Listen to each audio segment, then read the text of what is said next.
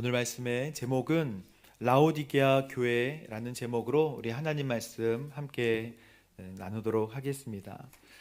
근데 아까 이제 우리 한주민 자매가 인사할 때 이렇게 인사했잖아요. 이렇게 쫌니업소 꼭 한번 해봤으면 좋겠다 이렇게 생각이 들어요. 그래서 오른쪽 왼쪽 분에게 쫌니업소 이렇게 한번 해보실까요? 쫌니업소. 네. 그리고 옥군ጭ랑인가요? 옥군ጭ랑 감사합니다. 이건 옥군ጭ랑 이렇게 한번 오른쪽 왼쪽 네, 선교는 다른 나라를 가는 게 아니라 다른 문화를 가지고 있는 사람들에게 접근하는 것이 선교입니다. 그래서 저희 안에 들어와 계시는 많은 이주민들과 또 외국인 노동자들뿐만 아니라 문화가 다른 분들을 향해 접근하고 또 여러분 삶에서 선교를 실천하시게 되기를 바랍니다. 오늘 제목 라오디게아 교회라는 제목으로 마지막 교회죠. 한번 따라해 볼까요? 에서보두 사빌라, 에서보두 사빌라, 에베소, 서머나, 버가모, 두아디라, 사데, 빌라델피아, 그리고 마지막 오늘 라오디게아. 라오디게아 교회는 소아시아에 위치한 아주 부유한 교회라고 알려져 있습니다. 라오디게아 교회의 특징은 우리가 여러분들 잘 아시듯이 차든지 덥든지 하라 라는 책망을 들은 교회입니다. AD 60년에 큰 지진이 났는데 황제의 도움을 받지 않고도 우리 스스로 재건하고 자립할 수 있습니다 라고 할 정도로 현금이나 돈이 많았던 지역이고 또 부유한 지역인 만큼 라오디게아 교회도 굉장히 부유했던 것 같아요. 그래서 물질의 풍요가 넘치던 도시, 또 그 철학자 키케로가 은행을 송부할 정도로 금융업이 발달되어 있기도 하고 또 직조공업이 발달되어 있어서 옷도 만들고 여러 가지 하여튼 풍요롭고 풍족한 도시임에 분명합니다. 그런데 사대교회도 그렇지만 책망만 받은 교회 두 교회 중에 하나예요. 칭찬이 없습니다. 왜 칭찬이 없을까? 차든지 덥든지 하라, 너가 참 미지근하다 라고 말씀하신 이유가 무엇일까요? 왜 그 교회는 미지근해졌을까요? 그럼 평택 온누리 교회는 뜨겁나요? 제가 어제 우리 예배 드릴 때 물어봤어요. 우리의 믿음은 어떤가? 차가운 분 손 들어보세요 하면 이제 마음속으로만 차가운 분 손 들어보세요. 그래서 뜨거운 분 손 들어보십시오. 이렇게 하시는 분들 계시네요. 그럼 미지근한 분 손 들어보세요 라고 하면 생각외로 드시는 분들이 많이 있습니다. 나 미지근한 것 같아. 그거 왜 그럴까요? 우리 14절 말씀 함께 보도록 하겠습니다. 시작. 라오디게아 교회의 사자에게 이렇게 써라. 아멘이시오, 참된 증인이시오, 하나님의 창조의 근원이신 분이 이렇게 말씀하신다. 아멘. 예수님께서 첫 번째 인사말을 꼭 할 때 아멘이시오, 신실하고 참된 증인이시오, 하나님 창조의 근원이신 분이 이렇게 말씀하신다. 각 교회마다 인사말이 다 틀리거든요. 이 인사말은 라오디게아 교회의 상태를 이야기하는 인사말입니다. 항상 어떤 교회의 상태를 표현할 때 그 핵심의 내용을 인사말로 예수님이 하시는 것을 볼 수가 있습니다. 매가 필요한 어떤 사람에게 마치 허리띠에 몽둥이를 차시니가 가라사대 이런 식으로 말씀하시는 것이죠. 어떤 가난한 사람에게 희망의 빛이 될 수 있는 사람을 표현할 때 열 손가락에 금반지를 낀 사람이 이르되 예를 들어 그런 것입니다. 근데 오늘 라오디게아 교회에 뭐라고 말씀하시냐면 아멘이시오, 신실하고 참된 증인이시오, 창조의 근원이신 분이. 그러니까 라오디게아 교회는 이 세 가지가 지금 모자라거나 없는 것입니다. 아멘이시오, 그렇게 될 줄로 믿습니다 할 때 우리가 아멘 이렇게 하잖아요. 그렇게 될 줄로 믿습니다. 아멘. 근데 그렇게 될 줄 믿지 않는 교회가 되었다는 것입니다. 그 확신이 흔들린 교회가 되었다는 거예요. 그래서 예수님이 아멘이시오 라고 처음에 인사말로, 그리고 신실하고 참된 증인이시오, 증인이 되지 못했다는 거예요. 복음이 흔들렸다는 것입니다. 그래서 신실한 증인, 참된 증인이시오, 복음의 진리를 더 이상 증거하지 못하는 교회가 되었다라는 인사말로, 마지막으로 창조의 근원이신 분이 이렇게 말씀하신다라고 했을 때, 창조의 근원, 다시 회복되어지길 원하시는 하나님의 뜻대로 회복을 해야 되는데 여전히 그 상태로 남아있는 모습을 보시고 이렇게 표현하셨어요. 예수님은 라오디게아 교회를 한마디로 미지근하다라고 말씀하십니다. 미지근하다. 15절 말씀 함께 읽어보겠습니다. 시작. 나는 행위들을 알고 있는데 차지도 않고 뜨겁지도 않다. 나는 내가 차든지 뜨겁든지 하기를 바란다. 먼저 예수님은 모든 행위를 다 꿰뚫고 알고 계시는 분이십니다. 여러분의 모든 행위를 알고 계시는 줄로 믿습니다. 하나도 빠짐없이 너 그랬구나 라고 알고 계신다. 너 어제 뭐 했구나 라고 아신다는 거예요. 그런데 완전히 뜨거운 것도 차가운 것도 아닌 미지근한 거. 우리 저기 가면 브런치 카페 있잖아요. 37.5 미열. 그런 거예요. 미지근한 거예요. 뭐가 뜨겁지도 않고 차갑지도 않아요. 미지근한 상태는요, 태만한 신앙생활을 주님께서 말씀하시는 것입니다. 미지근한 상태. 신앙의 모양은 가지고 있는 것 같은데 뜨겁지가 않아요. 모양은 있는데 어중간한 태도, 한마디로 얘기하면 양다리입니다. 충청도에 가면 그런 거 있다고 하죠. 뭐 과속하지 말라, 뭐 그런 말을 뭐 빗대어서 뭐 어제 오지 그랬슈, 뭐 이렇게, 그러니까 그렇게 과속할 거면 어제 오지 그랬슈, 뭐 그런 것처럼 이게 이것도 아니고 저것도 아닌 그런 말을 빗대어서 이야기할 때 너는 차지도 않고 뜨겁지도 않다. 신앙의 모양은 가지고 있는데 이 곁다리를 옆에다 대고 있다는 거예요. 양다리를 걸치고 있다. 반쯤 걸치고 있다. 모양은 있는데 능력이 없다. 예수님은 이런 라오디게아 교회를 향해서 먼저 판결이 아주 분명하세요. 근데 이 판결이 무섭습니다. 16절에 보면 너가 이렇게 미지근하여서 차지도 뜨겁지도 않으니, 노란 글씨 함께 읽겠습니다. 시작. 내가 너를 입에서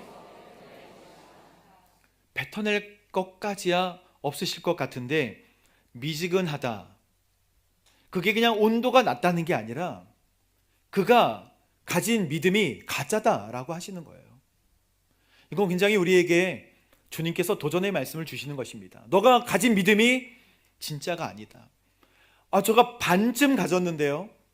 여러분, 반쯤 가지는 것은 온심이나 전심이 아니에요. 주님은 전적인 순종을 원하십니다. 우리가 반쯤 주님에게 자리를 내어드리는 거 말고 온전히 내어드리는 것을 주님께서는 원하시는 거예요. 완전히 왕이 되시는 것을 원하시는 것입니다. 라오디게아 교회에게 주시는 핵심 메시지는 내가 주인이 되겠다, 내가 너 안으로 들어가겠다라고 하시는 말씀이에요. 결국에는 네가 미지근하고 뜨거운데 네가 어떻고 금을 사야 되고 안약을 사야 되고 흰옷을 사야 되고 여러 가지 말씀하시지만 그 말씀의 핵심은 내가 너 안으로 들어가서 너로 더불어 먹고 마시면서 내가 주인이 될게, 내가 다스리고 통치해야 된다라고 하시는 것이 핵심 말씀입니다. 그렇지 않으면 주님께서 뭐한다? 뱉어낸다 라고 말씀하세요. 여러분, 이게 영적 미지근함 때문에 뱉어낸다 라고 하는 그 원어가 있는데요, 원어 한번 보여주시면 이 에메오라고 읽거든요. 말 자체도 애매해요. 말이 왜 그렇습니까? 저거 읽으면 애매해요. 그러니까 토하고 뱉어낸다고 하는 것입니다. 이건 외우기가 너무 쉽죠. 토하고 개어내고 뱉어내는 그 단어가 그냥 애매해요. 애매한 신앙생활, 이쪽도 저쪽도 아닌 거예요. 여러분, 히에라폴리스, 특별히 우리 여행할 때 파묵칼레라는 곳을 많이 가잖아요. 이렇게 계단같이 층계 논같이 되어 있는 아름다운 곳. 물이 너무 맑은데 석회질이 많아요. 그래서 거기가 층계가 이렇게 져서 거기 파묵칼레, 터키 갈 때 파묵칼레를 여행하고 싶은 사람들이 참 많이 있습니다. 거기 발 담그고. 근데 거기에 뜨거운 온천이 났습니다. 히에라폴리스에 뜨거운 온천. 그래서 이 온천 때문에 만들어진 도시이기도 해요. 마치 세종대왕이 여기 우리 충남에 보면 온양온천 있잖아요. 그래서 온양온천에 그 눈을 막 이렇게 치료했다는 그런 얘기처럼 히에라폴리스가 그런 지역입니다. 그런데 온천이 있고 밑에 지방 골로새에는 아주 차갑게 퐁퐁퐁퐁 솟아나는 샘물이 있는데 그 라우디게아 교회는 그 중간쯤에 위치해 있었습니다. 그런데 물이 양쪽으로 참 좋은 물들이 나와서 좋긴 한데 여름이 되면 이 강에 물이 말라버려 가지고 수로를 통해서 물을 공급받아야 되는 상황이 매 여름마다 벌어졌다고 합니다. 그런데 물이 오다가 미지근해져 버리고 물이 부패하기 시작한 거예요. 그래서 먹을 수 없는 물, 먹으면 탈나는 물, 병들어 버리는 물. 그래서 그 당시에 사람들은 미지근한 물이라고 하면 굉장히 먹기 힘들고 병들고 변질된 물이라는 뜻을 가지고 있었어요. 그래서 미지근하다라고 하는 것은 온도만 낮다라는 뜻이 아니라 너 변질됐구나, 너 상했구나, 너 미지근하다라고 하는 것은 너 원래의 자리에서 벗어났구나, 너 관역을 제대로 마치지 못하고 있구나 라는 뜻입니다. 그래서 예수님께서 이 얘기를 좀 더 자세히 하시는데 영적인 청진기를 대서 진단하실 때 너는 소경이구나, 너는 네가 너 자신을 보지 못하고 있구나. 그게 17절 말씀입니다. 함께 보겠습니다. 시작. 내가 말하기를 부자라 풍족해서 부족한 것이 하나도 없다고 하나 너는 너 자신이 비참하고 불쌍하고 가난하고 눈멀고 벌거벗은 사람임을 알지 못한다. 나는 부자다라고 이야기한다는 거예요. 물질적인 부요함이 뭘 대체했다? 신앙생활을 대체한 거예요. 물질적인 부요함이 예수 그리스도의 자리를 차버렸어요. 그래서 영적인 갈급함과 열망이 중요하지 않게 되었다라는 것입니다. 그걸 그림으로 잠깐 표현해 보면 이렇다는 거예요. 나 부자다, 부족한 것이 하나도 없다. 저 사람이 돈이 또는 명예 또는 권력이 가득해 보이는 모습이지만 예수님의 안경으로 보면 사실은 비참하고 사실은 가난하고 사실은 그 사람이 영적으로 눈이 멀어버렸고 그리고 옷을 입지 않고 벌거벗은 모습을 누구는 본다? 예수님은 보신다. 그래서 나는 괜찮고 나는 온전한 것 같지만 아니에요. 중심을 보시는 예수님이 보실 때는 가난한 거예요. 입은 옷이 없는 거예요. 풍요로워 보이지만 영적으로는 가난한 것입니다. 예수님은 누가복음 12장에 부자 이야기를 하시는데 지난번에도 말씀드렸지만 어리석은 부자예요. 이 어리석은 부자 이야기를 하시면서 물질적인 풍요가 반드시 영적인 풍요로 이어지지는 않는다라는 것을 말씀해 주세요. 더 큰 창고를 지어서 곡식을 저장하려고 하는 부자가 있었습니다. 올해 수출이 너무 많구나, 많이 저장해 두자. 냉동 창고도 짓고 이 창고도 짓고 우리의 사업들이 확장되는 것을 열심히 하자라고 했는데 예수님께서 그날 밤에 영혼을 내가 거두면 내가 너를 위해 모든 것들을 준비한 것들은 다 누구의 것이 되겠느냐라고 한다는 거예요.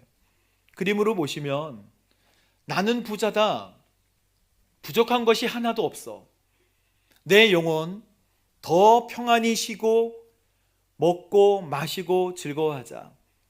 여러분, 평안히 쉬고 먹고 마시고 즐거워하는 것은 전혀 죄가 아닙니다.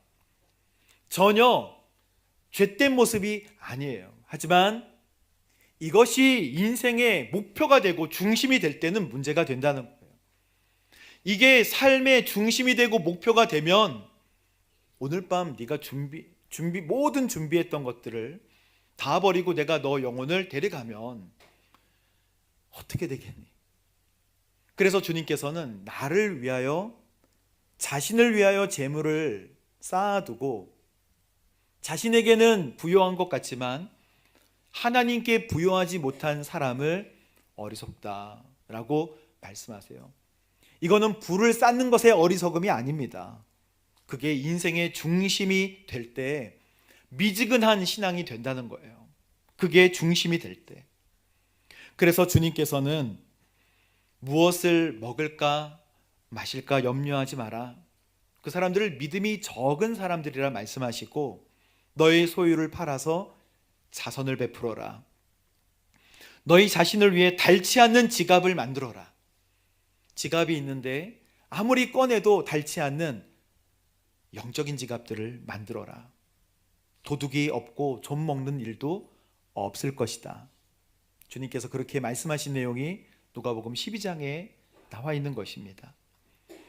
물질적인 풍요라고 표현했지만 사실은 물질적인 풍요가 예수님의 자리를 대신한 거예요. 물질적인 풍요가 뭐라고 생각하십니까?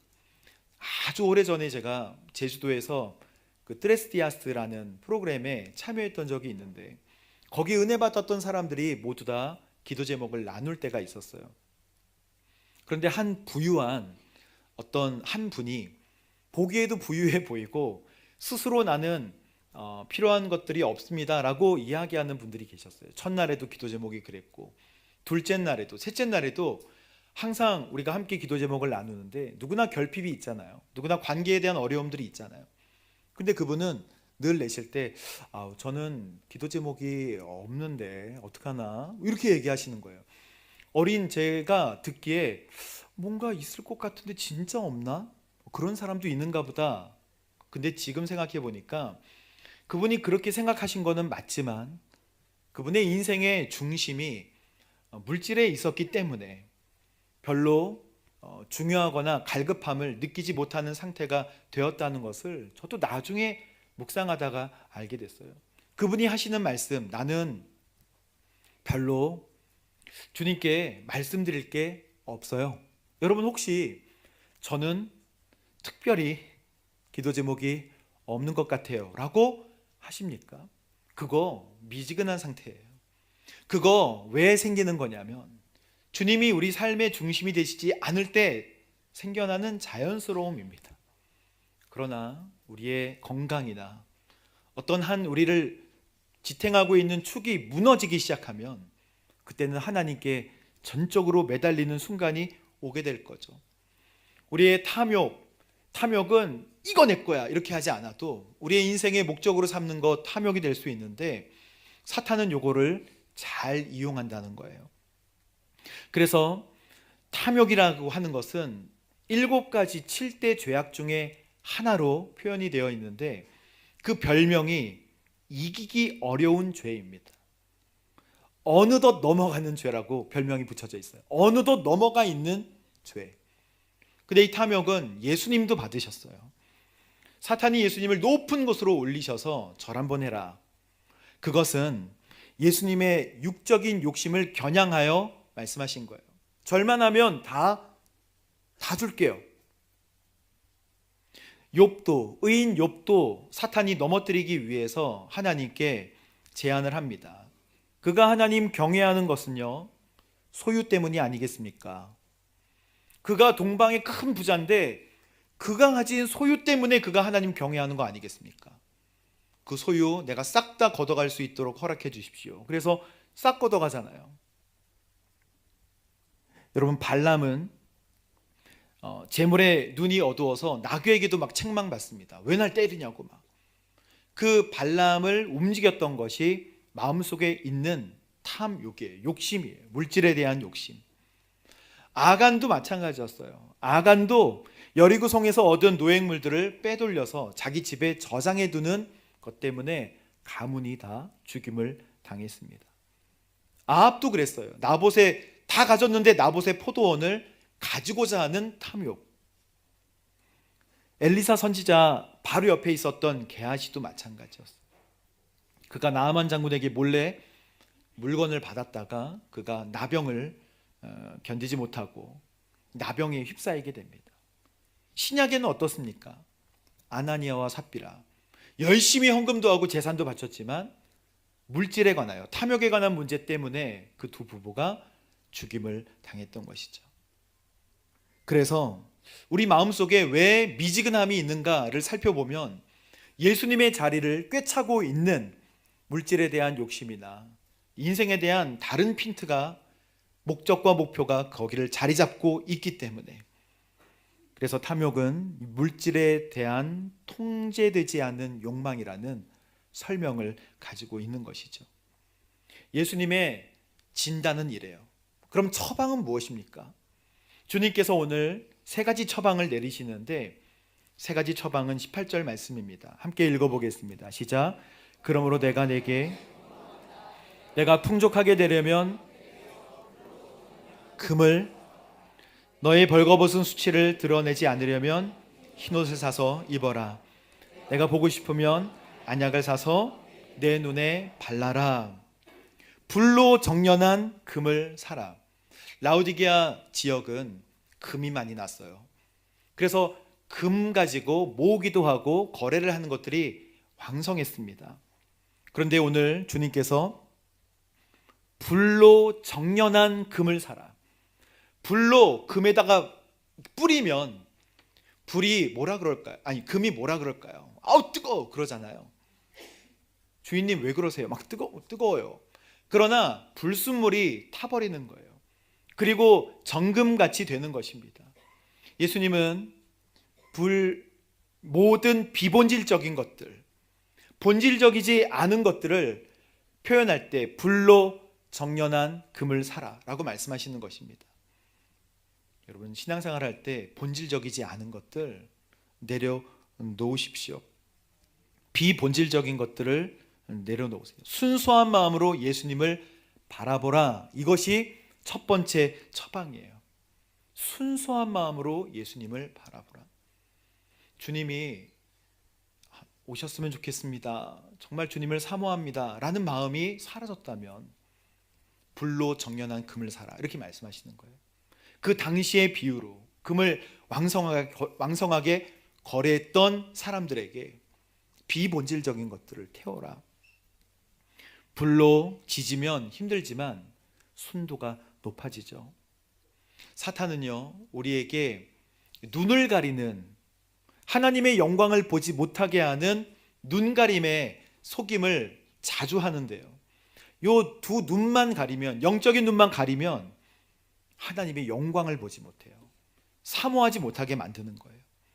그래서 고린도서 4장 4절에 보면요, 그들로 말하자면 이 세상 신이 믿지 않는 사람들의 마음을 혼미하게 하여서 하나님의 형상인 그리스도의 영광스러운 복음의 빛이 그들을 비추지 못하도록 눈을 가린다는 거예요. 사탄의 속성입니다. 우리가 세상 것들 많이 보잖아요. 근데 하나님의 영광을 보지 못하게 하는 영적인 전략에 속지 말라는 거예요. 눈을 가리면 복음을 못 봐요. 요거 천 하나 가렸다고 여러분 그거 드러내십시오. 주님께서 노심초사 걱정하는 게 뭔지 아세요? 예수님이, 우리 하나님이 노심초사 걱정하는 게 있습니다. 우리가 얻는 것이 많아질수록, 우리가 우리의 삶에 장착하는 것이, 옵션들이 많아질수록 하나님을 잃어버리게 된다는 거예요. 이스라엘 백성들이 가나안 땅을 앞두고 있을 때 하나님께서 노심초사하면서 아이고 어떡하나 신명기 8장 말씀에 어떡하나 하면서 이 말씀을 주시는데, 너 하나님 여호와를 잃어버릴까 봐 참 걱정된다. 이 말씀에 보면 너희가 먹고 배부를 때, 좋은 집을 짓고 정착을 할 때, 아파트 산다는 뜻이죠. 소들과 양들이 많아지고요.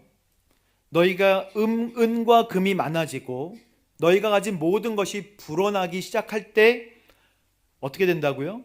너희 마음이 어떻게 교만해져서 이집트 땅에서 이끌어내신 너희 여호와 하나님을 어떻게 한다고요? 잊어버리게 된다. 그거 의지하게 된다는 것입니다. 하나님 이거를 노심초사 걱정하세요. 그런데 19절에 보면 만약 너희가 너희 하나님 여호와를 잊고 다른 신들을 따라 숭배하고 그들에게 절한다면 내가 오늘 너희에게 다짐을 하는데 너희가 반드시 뭐한다? 멸망할 것이다. 이게 입에서 토해낸다는 뜻입니다. 이게 내쳐진다는 뜻이에요. 에메오. 풍요로움과 곡간 쌓임은 어떤 효과를 나타내는가? 하나님 잊게 하는 효과, 그 다음에 미지근하게 하는 효과를 발휘를 한다는 거예요. 그래서 주님은 불로 정련한 금을 사라 말씀하세요.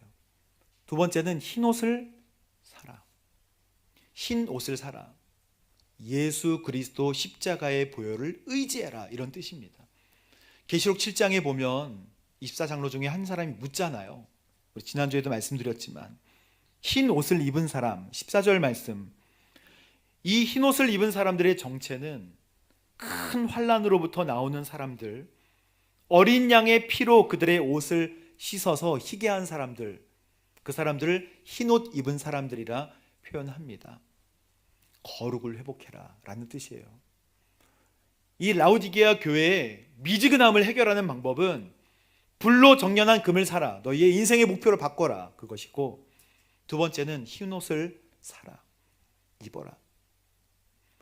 제가 어제 이 말씀 준비하면서 우리 유니클로에 가서 흰 티를 사야 되나 막. 근데 지난번에 필라델피아도 드렸는데 이분 매번 하면 이거 본질적이지 않다. 이거 본질에서 벗어난 비본질적인 거야.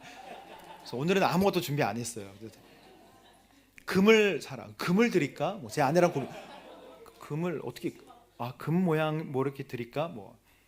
아니야. 제 생각은 김을 드려야겠다. 김 이렇게 산자가 비슷하니까. 어찌됐든 주님께서 주시는 말씀 흰 옷을 사라. 그것은 여러분 거룩함을 회복하라는 뜻이에요.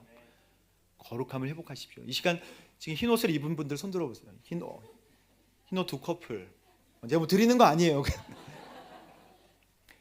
이런 흰 옷 입는 게 아니고 예수 그리스도의 십자가의 보혈을 의지하는 거, 은혜 가운데 거하는 거, 그게 신앙생활의 본질 아니겠습니까? 그리고 마지막 안약을 사서 발라라. 이 시대에 이렇게 한 방울 두 방울 넣는 안약이 있었던 게 아니라 이 부르기아 안약이라는 거 되게 유명했는데, 부르기아 지방에 눈에 염증을 가라앉히는 돌이 있었고 그 돌을 갈아다가 이렇게 바르는 거예요. 눈 주위에. 그러면 그게 낫는다고 해가지고 유명한 약이었어요. 옛날에 했던 무슨 이렇게 바르는 호랑이 약이나 이런 것처럼 유명한 약이었습니다. 그래서 이 지방이 유명했는데 너 눈에 안약을 사서 발라라. 영적인 눈이 흐려졌기 때문에 영적 통찰력을 가져라 라고 말씀하시는 것입니다. 영적 통찰력은 어떻게 가질 수 있을까요? 로마서 12장에 주님께서 말씀하시죠. 너희는 이 세대를 본받지 말고 마음을 새롭게 함으로 변화를 받아 하나님의 선하시고 기뻐하시고 온전하신 뜻이 무엇인지를 뭐하라? 분별하도록 하라. 분별해야 될 만한 것이 있다 없다? 있다. 예수님은 우리의 눈을 뜨게 하시고 분별케 하시는 분이십니다. 아까 우리 세례받은 우리 귀한 자녀 별명이 실로암이라 그랬잖아요. 실로암은 요한복음 9장에 나오는, 예수님이 길을 지나실 때 어떤 소경이 있는데 사람들이 물어봐요. 예수님 시험에 들라고 시험하려고 물어보는 내용입니다. 예수님, 이 사람이 소경이 된 거 이 사람 잘못이에요? 아니면 부모의 잘못이에요? 이제 그거 물어보는 거예요. 이 사람의 잘못이 죄 때문입니까? 아니면 원래 선천적으로 그런 것입니까? 이 사람 원래 그런 인생입니까? 주님께서 뭐라고 말씀하셨을까요? 하나님의 영광을 위한 일이다. 그리고 진흙을 침을 뱉어서 진흙을 이겨서 그 눈에 바르시고, 지금 우리가 생각하면 좀 지저분할 수 있잖아요. 침을 눈에?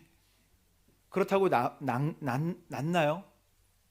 그런데 이 소경이 잘했던 거는 가서 실로암 못에 가서 씻어라 라고 했는데, 그가 의지할 만한 것들이 없잖아요. 오직 예수님만 붙든 거예요. 그래서 순종해서 진짜 실로암 못에 가서 씻습니다. 눈이 뜨여져요. 주님께서는 우리의 눈을 뜨게 하실 수 있는 분이십니다. 그래서 우리 어렸을 때, 아니 젊었을 때 여러분 실로암이라는 찬양도 부르셨잖아요. 어두운 밤에 캄캄한 밤에, 그리고 오 주여, 그 C 코드로 시작한 어두운 밤에, 그 다음에 바로 F 코드 어렵거든요. 캄캄한, 뭐 이렇게 기타 치시는 분들은 알겠지만, 그러면서 불렀던 이 찬양이 그때는 뭔지도 모르고 불렀어요. 그게 무슨 말인지도. 오 주여 당신께 감사하리라 실로암 내게 주심을. 그 영적인 눈이, 그 육적인 눈뿐만 아니라 영적인 눈이 띄어지게 해주셔서 감사합니다. 나에게 이 영원한 기쁨 속에서 깨이지 않도록 주님 도와주세요. 믿음을 잃지 않도록 주님 도와주세요 하는 것입니다. 그리고 이제 마지막 말씀, 여러분 주님께서 우리에게 주신 마지막 말씀, 내가 너에게로 들어가 그로 더불어 먹고 그는 나로 더불어 먹으리라. 이 20절 말씀 여러분 잘 아시죠? 근데 왜 20절 말씀이 라오디게아 교회에 책망하는 말씀 다음에 나올까요? 왜 20절 말씀이 책망하는 말씀 다음에 내가 문 앞에 서서 두드리노니 누구든지 내 음성을 듣고 들어와, 나는 그 문을 열면 내가 그로 더불어 먹고 그는 나로 더불어 먹으리라. 이게 라오디게아 교회 미지근한 거랑 무슨 상관이 있고 무슨 연관이 있기 때문에 그런가요? 그 그림을 한번 보여주시죠. 핵심은요, 요거 말고, 제일 뒤에 보면 예수님 그림 있는데요, 요 다음 거 보여주세요.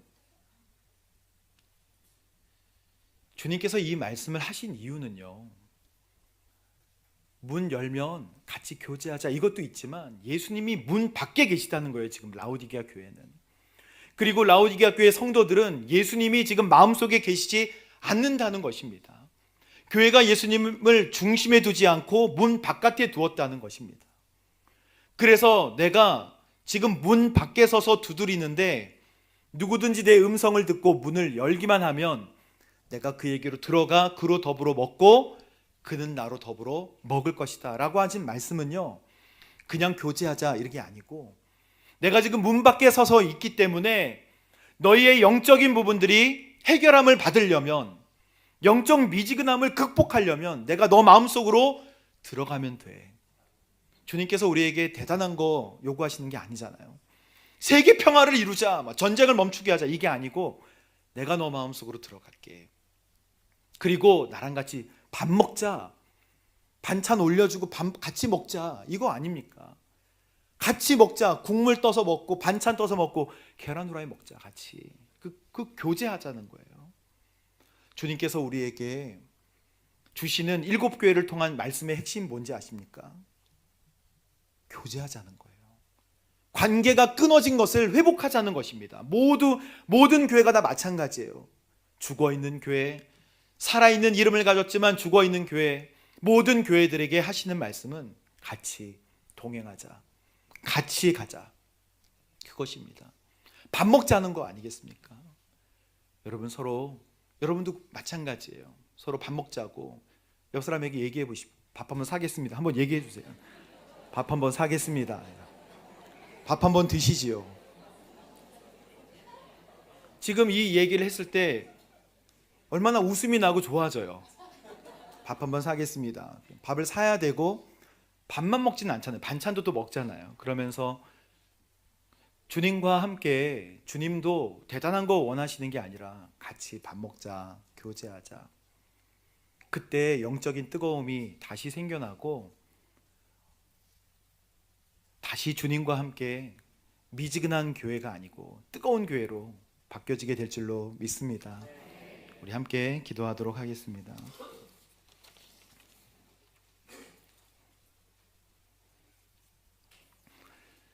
사랑의 하나님, 오늘 라오디게아 교회 차지도 덥지도 않다고 진단하셨지만 불로 정련한 금을 사고 흰 옷을 입어서 거룩하게 하고 안약을 발라서 영적인 눈이 띄어지게 하라는 주님의 말씀을 기억합니다.